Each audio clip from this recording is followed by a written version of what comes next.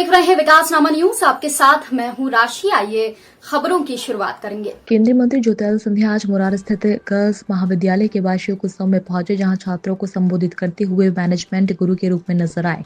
उन्होंने छात्राओं के स्ट्रेस से निपटने के टिप्स दिए। उन्होंने कहा कि आज के समय में स्टूडेंट्स के सामने स्ट्रेस ज्यादा रहता है, इसलिए सफलता के लिए सबसे ज्यादा जरूरी है कि स्ट्रेस मैनेजमेंट करना। उन्होंने कहा कि जब हमारे सामने समस्या या लक्ष्य बड़ा हो तो उससे निपटने के आसान तरीका है कि उस समस्या के निराकरण या लक्ष्य को हम छोटे छोटे हिस्से में बांट कर उस दिशा में तय करें तो तनाव कम होगा और सब काम आसानी से हो जाएगा। इस दौरान उन्होंने बच्चों के सवालों के जवाब भी दिए। संध्या संभलकर और उनकी बातें सुनकर छात्राएं काफी खुश नजर आई।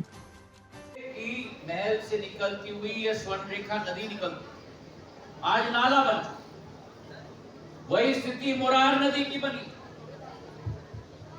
और ये हमारी जिम्मेदारी बनती है, नेता के आधार पर नहीं, मंत्री के आधार पर नहीं, लेकिन आपकी और हमारी ग्वालियर के नागरिक के आधार पर कि उस मां प्रकृति को मान सम्मान देके जो नदी से नाले में हमने परिवर्तित कर दिया, उसे नाले को नदी के रूप में दोबारा हमें बनाना होगा।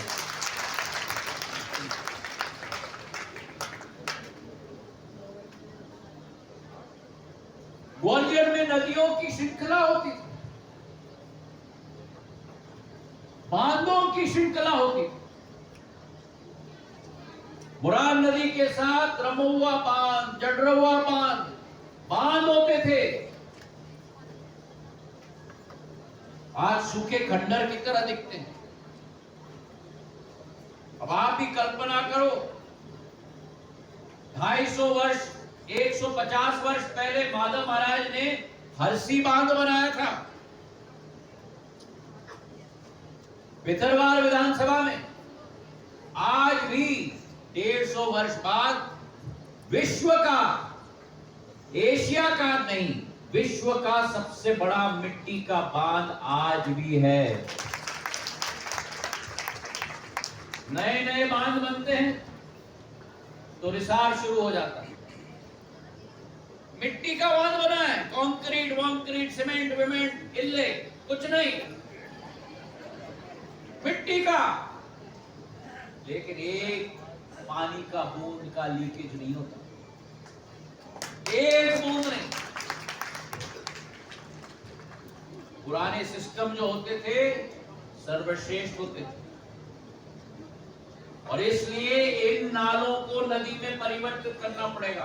और मंच पे बैठ रहे हैं मुन्ना लाल, इन्होंने बहुत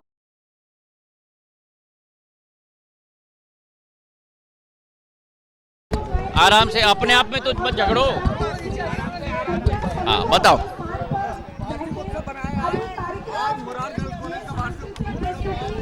ये बहुत एक ऐतिहासिक संस्था है, एक संस्था है जो 1963 में स्थापित की गई। आज कृष्णा जी इस संस्था की पहली हमारी ग्रेजुएट हमारे साथ नहीं है। इससे, इस संस्था से भारत की नई एक ओजस्वी ऊर्जावान हमारे नए नए नागरिक निकलेंगे, इसका मुझे पूरा विश्वास है। संस्था को मेरे तरफ से बहुत बहुत शुभकामनाएं।